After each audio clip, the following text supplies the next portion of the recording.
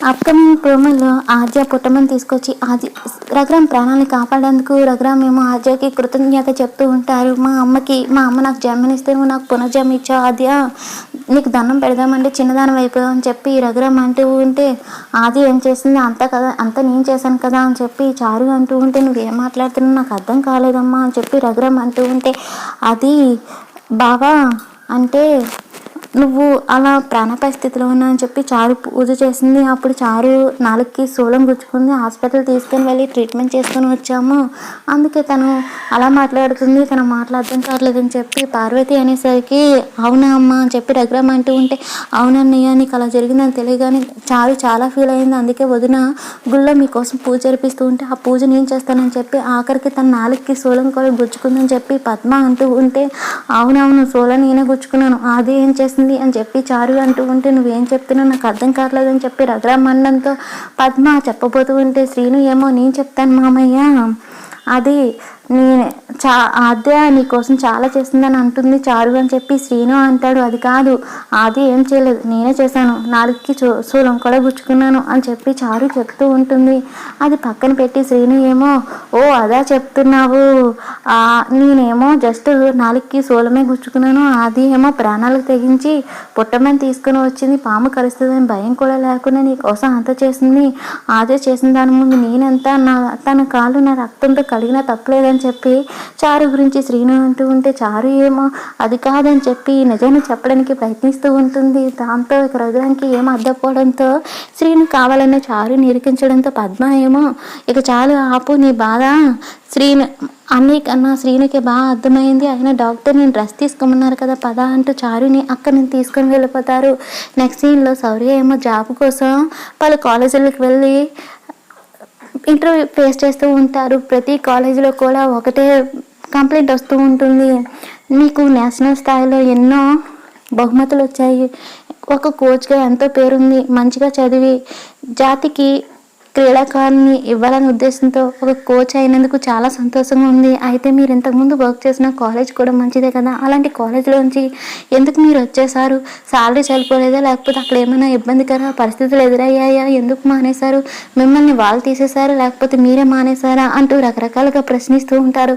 దాంతో శౌర్య జరిగింది చెప్పడంతో ఏ కాలేజీలో కూడా శౌర్యకి జాబ్ ఇవ్వరు. అలాగే ఇంకో కాలేజీలో కూడా ఇంటర్వ్యూ ఫేస్ చేస్తూ ఉంటే, మీ రికార్డ్ అంతా కూడా బాగానే ఉంది, కాకపోతే మీ కాలేజ్ వాళ్ళు మిమ్మల్ని కాలేజ్ నుంచి ఎందుకు తీసేసారో చెప్పండి అని చెప్పి అడగడంతో శౌర్య మౌనంగా ఉంటే, ఏంటి చేయకొని తప్పు చేస్తారా, తప్పు చేస్తారా, మీకు చెప్పలేకపోతే నేను చెప్పనా అంటూ ఆ వీడియోని చూపిస్తాడు శౌర్యకి. ఇలాంటి పని చేస్తే ఏ కాలేజీలో అయినా ఏ లెక్చరర్ అయినా ఎందుకు జాబ్ ఇస్తారు, అయినా తల్లిదండ్రులు తమ పిల్లలు క్షేమంగా ఉంటారని నమ్మకంతోనే నమ్మి కాలేజీలకి పంపిస్తారు, అలాంటిది ఆడపిల్లల జీవితాలను నాశనం చేస్తున్నామని తెలిస్తే ఏ కాలేజీకైనా అమ్మాయిని ఎందుకు పంపిస్తారు, ఉన్న అమ్మాయిని తల్లిదండ్రులు తీసుకుపోవడమే కాకుండా కొత్త అమ్మాయిలు ఎవరు కూడా జాయిన్ అవ్వరు, నేను కనుక ఈ కాలేజీలో కోచ్గా తీసుకుంటే నీలాంటి వాడికి ఎక్కడ కూడా జాబ్ ఇవ్వరు, అలాంటి పని చేశాను, నువ్వు ఒక ఆడపిల్ల జీవితాన్ని నాశనం చేయడం చూస్తావా అని చెప్పి ఇక అతను కూడా తిట్టడంతో శౌర్య చాలా ఇంటర్వ్యూలు ఫేస్ చేస్తాడు, కానీ ఎక్కడ కూడా జాబ్ దొరకపోవడంతో నిరాశగా వెళ్తూ ఉంటాడు. అప్పుడే రామలక్ష్మి కాలేజ్కి నడుచుకుంటూ వెళ్తూ ఉంటే ప్రశాంత్ వచ్చి, ఏంటి రామా నడుచుకుంటూ వెళ్తున్నావు, సైకిల్ ఏమైందని చెప్పి అడుగుతూ ఉంటే పంచర్ అయిందని చెప్పి అంటుంది.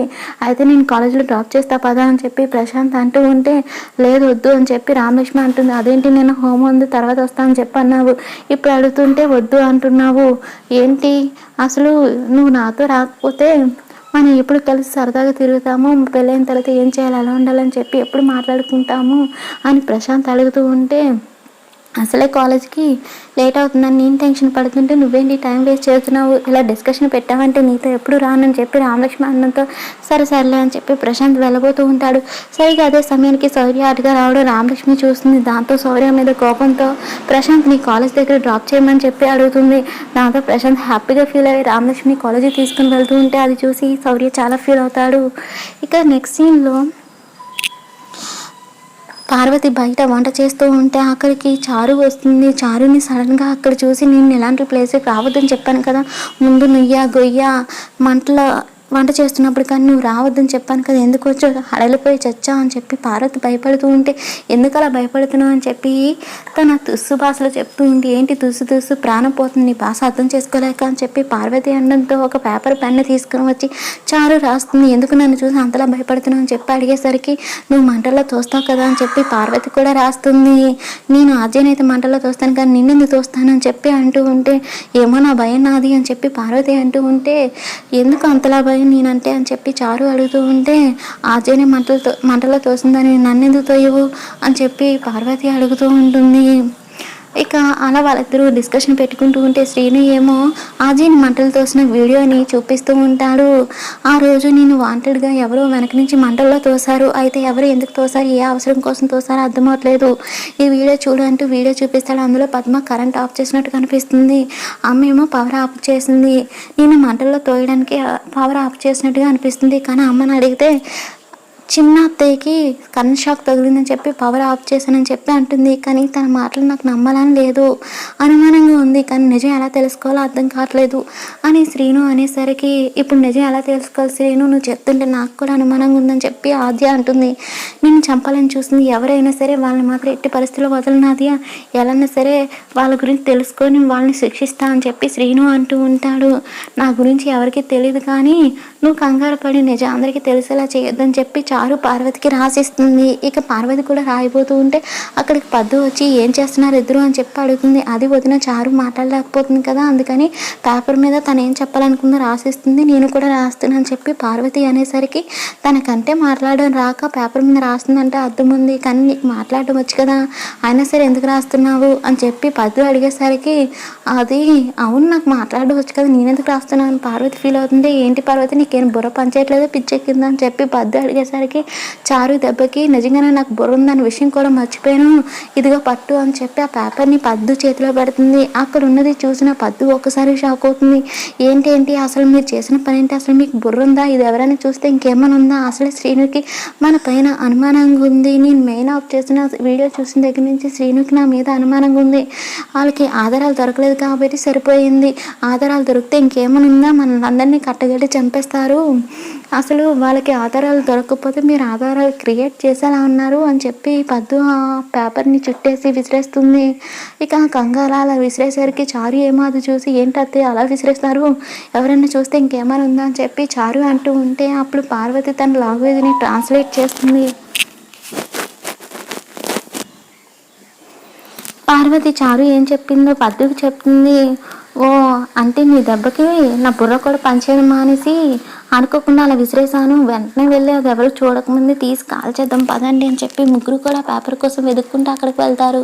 ఆ పేపర్ ఆద్య శ్రీనుల దగ్గరికి వచ్చి పడ్డంతో వాళ్ళిద్దరూ ఏంటి ఆ పేపర్ అని చెప్పి ఆద్య చదివి చూసి షాక్ అవుతుంది. దాంతో శ్రీను కూడా అది చూసి, మన అనుమానమే నిజమైంది ఆద్య, నిన్ను ఎవరో కావాలనే వాంటెడ్గా మంటల్లో పడేలా చేశారు, ఇక్కడ ఇద్దరు హ్యాండ్ రైటింగ్స్ ఉన్నాయి, ఒకలేమో భయపడుతున్నారు, ఒకలేమో తప్పు చేశారు, ఎవరి హ్యాండ్ రైటింగ్ తెలిస్తే రెండో వారు ఎవరన్నా తెలిసిపోతుంది, అయితే ఇంట్లోకి వెళ్ళి చిన్నత్తయ్య చారుల హ్యాండ్ రైటింగ్ పేపర్స్ ఎక్కడ ఉన్నాయేమో నేను వెతికి చూస్తా అని చెప్పి అంటూ ఉంటే శ్రీను వాళ్ళిద్దరిని అనుమానించడం కరెక్ట్ అంటావా అని ఆద్య అడిగేసరికి, ఇంట్లో అనుమానించదగ్గ వాళ్ళు ఇంకెవరున్నారా ఆద్య అని చెప్పి శ్రీను ఏమో వాళ్ళిద్దరు హ్యాండ్ రైటింగ్ కోసం ఏమైనా పేపర్స్ దొరుకుతాయేమో అని చెప్పి వెతకడానికి వెళ్తాడు. అప్పుడే పద్దు చారు వాళ్ళు అక్కడికి వచ్చి ఆ పేపర్ కోసం వెతుకుతూ ఉంటారు. ఎక్కడ దొరకపోవడంతో ఏమైందో అర్థం కాక గింజుకుపోతూ ఉంటారు. నెక్స్ట్ సీన్లో శౌర్య తన రూమ్కి వెళ్ళేసరికి తన లగేజ్ అంతా కూడా బయట పడేసి జనాలందరూ కూడా గుమిగూడి ఉంటారు. దాంతో శౌర్య ఏం జరిగిందో అర్థం కాక లోపలికి వెళ్ళి చూస్తే తన లగేజ్ అంతా కూడా బయటపడి ఉంటుంది. అది చూసి ఏం సార్ ఏం చేస్తున్నారని చెప్పి అడుగుతూ ఉంటే, ఇది కాలేజ్ వాళ్ళు మీకు ఇచ్చిన రూము, అయితే మిమ్మల్ని జాబ్లో తీసేయడం వల్ల రూమ్ ఖాళీ చేయిస్తున్నారు అని అనేసరికి, అదేం సార్ సడన్గా జాబ్లో తీసేస్తారు, ఇప్పుడేమో నన్ను రూమ్ని కూడా కాల్ చేయిస్తున్నారు, ఇంత సడన్గా నేను ఎక్కడికి వెళ్ళాలని చెప్పి శౌర్య అడిగేసరికి, నువ్వు చేసిన పనులు పెట్టి నీ భవిష్యత్తు కూడా మారిపోతుంది అంటూ ఆ సార్ అంటూ ఉంటే శౌర్య ఏం సమాధానం చెప్పాలో తెలియక షాక్ అయిపోతాడు. మరి శౌర్య జీవితం ఏంటి, ఏం జరగబోతుంది అనేది అప్కమింగ్ ఎపిసోడ్లో చూద్దాం.